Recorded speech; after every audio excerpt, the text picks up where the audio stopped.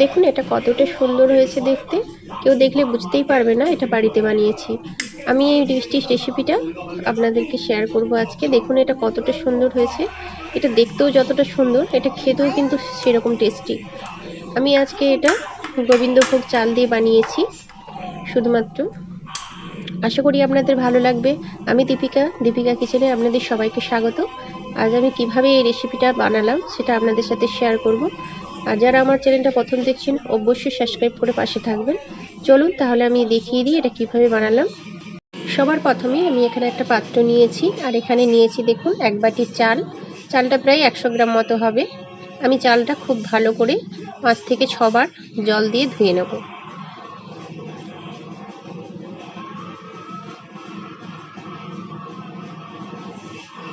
হালকা হাতে খুব ভালো করে একটু ভালো করে ধুয়ে নেব।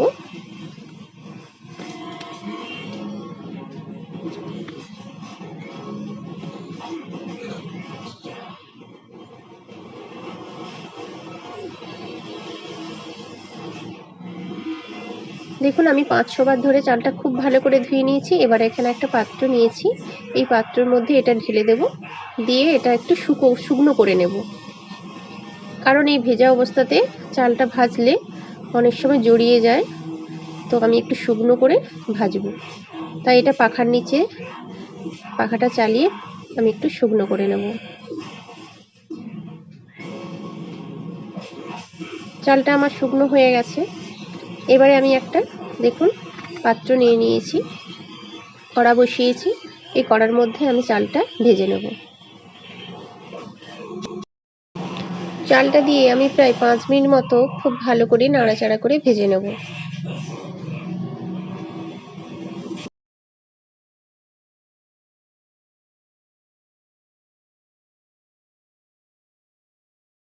চালটা দেখুন অর্ধেক ভাজা হয়ে গেছে। এই যে দেখুন পুরো চালটা ভাজা ভাজা হয়ে গেছে, এখনো কিছুটা বাকি আছে। তো তার আগে আমি এখানে 1 চামচ ঘি দিয়ে দেব। ঘিটা দিয়ে আবারও ভালো করে মিনিট 2-3 ভিজিয়ে নেব।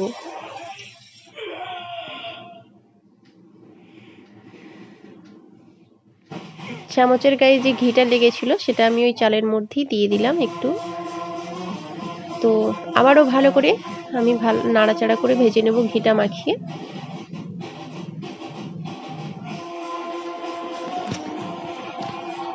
এটা একটু লাল লাল করে ভালো করে ভেজে নিতে হবে, যেন কাঁচা ভাবটা না থাকে। যত ভালো করে ভাজবেন তত টেস্টটা কিন্তু ভালো হবে, খেতেও খুব সুস্বাদু হবে। দেখুন এটা কিন্তু পুরো লাল লাল করে ভাজা হয়ে গেছে। আর কিন্তু আমি ভাজবো না, এবারে আমি একটা পাত্রে ঢেলে নেব। আমি এখানে দেখুন পাত্র নিয়েছি, এবার এর মধ্যে আমি চালটা ঢেলে নেব। আমি ঢেলে নিয়েছি। এবারে এটা কিন্তু একটু ঠান্ডা করতে দেব। যেহেতু আমি এটা মিক্সিতে গুঁড়ো করব, তাই একটু ঠান্ডা করে আমি গুঁড়ো করব। তাই এখানে 5 মিনিট মতো মানে যতটা টাইম লাগে একটু ঠান্ডা হতে আমি পাখার নিচে আবারও এটাকে দিয়ে ঠান্ডা করে নেব। এটা আমি দেখুন ঠান্ডা করে নিয়েছি। এবারে আমি মিক্সিং বলে ঢেলে দিচ্ছি।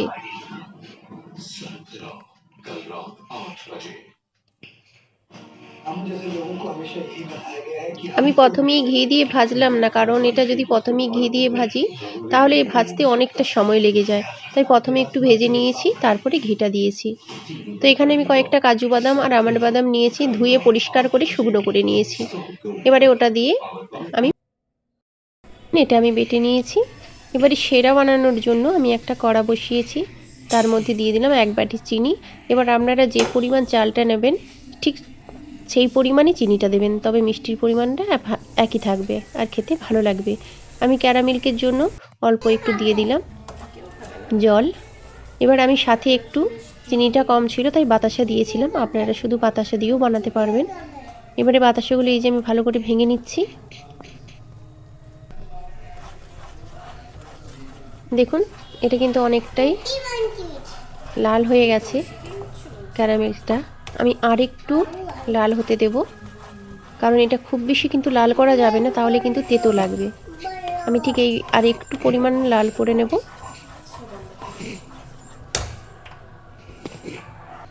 দেখুন আমি লাল করে নিয়েছি, আর কিন্তু বেশি ক্যারামেলটা লাল করব না। আমি গ্যাসের ফ্লেমটা অফ করে দিয়েছি। এবারে এর মধ্যে আমি হাফ লিটার মতো দুধ রেখেছিলাম ফুটিয়ে, তো সেইটা ঢেলে দিচ্ছি। এবারে এটা ঢেলে কিন্তু হালকা করে নাড়তে নাড়তে এই পুরো শিরাটা ক্যারামেলটা এই দুধটার সাথে মিশিয়ে দিতে হবে।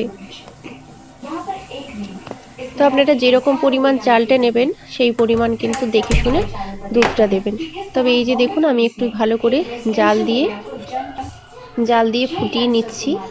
এই যে দেখুন খুব ভালো করে মিশিয়ে নিচ্ছি আমি। আমার অনেকটা পুরোটা মেশানো হয়ে গেছে। এখানে দেখুন আমি কিছু কেশর নিয়েছি, কয়েকটা কেশর দিয়ে দিলাম। কেশরটা দিলে টেস্টটা খুব ভালো হয়। কেশরটা দিয়ে আমি ভালো করে একটু নাড়াচাড়া করে নেব। এবারে এখানে অল্প পরিমাণ একটু নুন দিচ্ছি মিষ্টির জন্য, যাতে মিষ্টিটা খুব ভালো হয়। তো আপনাদের যদি পছন্দ না হয় নুনটা দেবেন না, তবে নুনটা দিলে একটু টেস্টটা ভালো আসে, মিষ্টির স্বাদটা খুব ভালো হয়। আমি ভালো করে নাড়াচাড়া করে নিচ্ছি। এবারে এখানে দিয়ে দেবো আমি কয়েকটা এলাচকে বীজগুলো বের করে থেতো করে নিয়েছিলাম, সেই এলাচের বীজের থেতোটা দিয়ে দিচ্ছি। আবারও ভালো করে একটু নাড়াচাড়া করে নেব।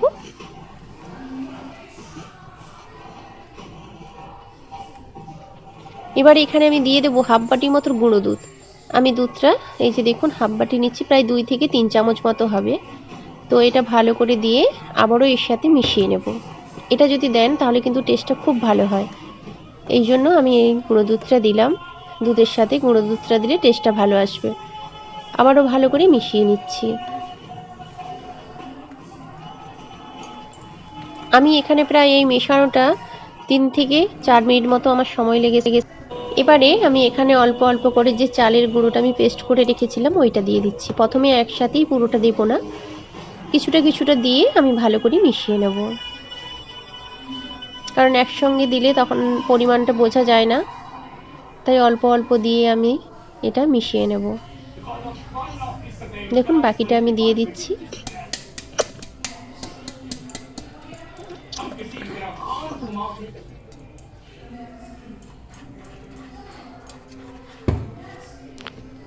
এগুলো আমি একসাথে খুব ভালো করে মিশিয়ে নেব। যেহেতু চাল দিয়ে বানানো তাই কিন্তু এটা খুব তাড়াতাড়ি জলটা টেনে নেবে, তাই সেই জন্য ক্রমশ কিন্তু নাড়াচাড়া করতে হবে, ছেড়ে দিলে হবে না। আমি গ্যাসের ফ্লেমটা লো করেই কিন্তু বানাচ্ছি, হাই করিনি, কারণ হাই করে দিলে খুব তাড়াতাড়ি এটা টেনে যাবে, ভালো করে রান্নাটা হবে না। এই যে দেখুন কতটা শুকিয়ে গেছে। আমি খুব ভালো করে কিন্তু এটা রান্না করে নেব। এখানে দেখুন আমি দিয়ে দিচ্ছি শেষে 1 চামচ মতো ঘি।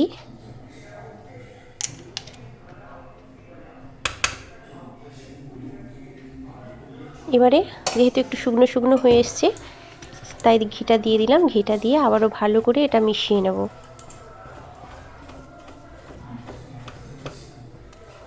এটা মিশিয়ে আবারও ভালো করে প্রায় আমি 2 মিনিট মতো রান্না করে নেব। গ্যাসের ফ্লেমটা কিন্তু লোতেই রেখেছি, আমি কিন্তু হাই করিনি। লো ফ্লেমেই এটা কিন্তু রান্না করতে হবে, নাহলে কিন্তু নিচে বসে যাবে। এই যে দেখুন কতটা ঠিক হয়ে গেছে। এটা কিন্তু আরও একটু হবে রান্না, আর একটু শক্ত শক্ত করব, না হলে পাতলা রয়ে যাবে, সন্দেশটা বা মিষ্টিটা ভালো হবে না। ততক্ষণ আমি এখানে দেখুন একটা পাত্র নিয়েছি যেটাতে আমি সেট করব, সেখানে ঘি দিয়ে রেখেছিলাম। আমি ঘিটা ভালো করে ব্রাশ করে নিচ্ছি, হাত দিয়ে মাখিয়ে নিচ্ছি। তো আপনাদের কাছে যদি ঘি না থাকে সাদা তেল দিয়েও বানাতে পারবেন, তবে এই জায়গাতে তেলটা দিলে চলবে, কিন্তু রান্নাতে কিন্তু আপনাকে ঘিটাই দিতে হবে, রান্নাতে ঘিটা দিলে ভালো লাগবে। এটা আমার হয়ে গেছে। এবারে দেখুন আমার এই সন্দেশটাও কিন্তু রেডি হয়ে গেছে। এই যে দেখুন ছেড়ে ছেড়ে যাচ্ছে কড়া থেকে, খুব ভালো মতো এটা কিন্তু রান্না হয়ে গেছে।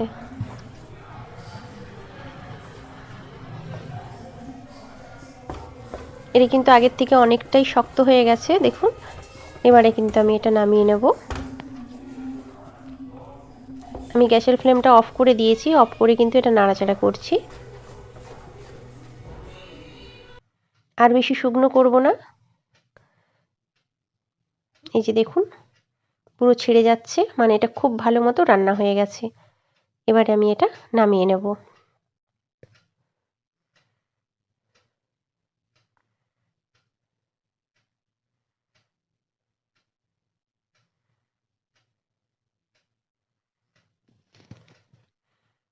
আমি এটা নামিয়ে নিয়েছি। এই যে দেখুন, যে পাত্রটাতে আমি ঘি ব্রাশ করে রেখেছিলাম, আমি এই সন্দেশটা ওই পাত্রের মধ্যে ঢেলে দিচ্ছি। ঢেলে এবার আমি খুব ভালো করে একটু সেট করে নেব চেপে চেপে। এইভাবে চেপে চেপে একটু সেট করে নিচ্ছি।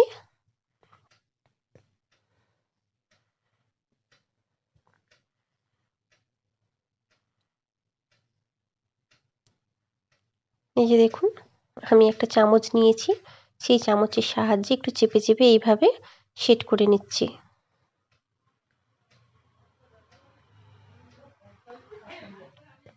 এটা আমার খুব ভালো মতো সেট হয়ে গেছে।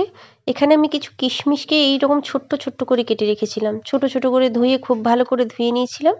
তার উপরে একটা কাঁচি দিয়ে ছোট ছোট করে কেটে নিয়েছি, আপনারা বটিতেও কাটতে পারেন। আমি এভাবে এর উপরে ছড়িয়ে দিচ্ছি। এটা কিন্তু দেখতে খুব সুন্দর লাগে আর খেতেও ভালো লাগে, তাই আমি একটু ছোট ছোট করে কেটে এর উপর দিয়ে সাজিয়ে দিচ্ছি। এবারে চামচের সাহায্যে এটা কিন্তু একটু চেপে চেপে দেবো।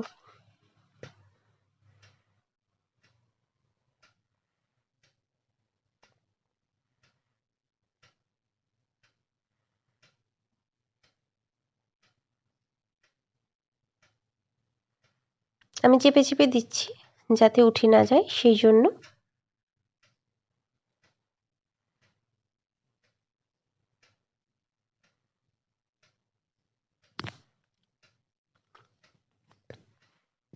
দেখুন, এটা কিন্তু আমার খুব ভালো মতো সেট হয়ে গেছে। এটা আমি এবারে ঠান্ডা হওয়ার জন্য রেখে দেবো। প্রায় 1 ঘন্টা মতোই রাখতে হবে, কারণ ঠান্ডা হতে একটা সময় লাগবে। তবে আপনাদের কাছে যদি ফ্রিজ থাকে, ফ্রিজেও রেখে দিতে পারেন 10 মিনিট। দেখুন, আমি এটা 1 ঘন্টা পরে বের করে নিয়েছি। কতটা শক্ত হয়ে গেছে আর দেখুন কতটা সুন্দর লাগছে দেখতে। আমি এটা এবার একটা অন্য পাত্রে ঢেলে নেব। আমি এখানে একটা প্লেট নিয়েছি, এই প্লেটের মধ্যে আমি এই সন্দেশটা ঢেলে নেব।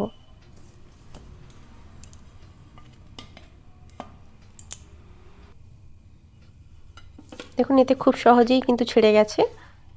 এবারে আমি সন্দেশটা একটু সোজা করে নেব।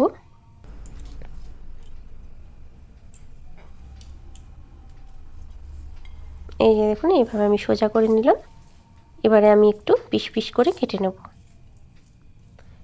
আমি একটু লম্বাভাবেই কাটছি, আপনাদের যেরকম পছন্দ আপনারা সেই রকমই কাটতে পারেন। আমি একটু বড় বড় করে পিস পিস করে কেটে নিচ্ছি।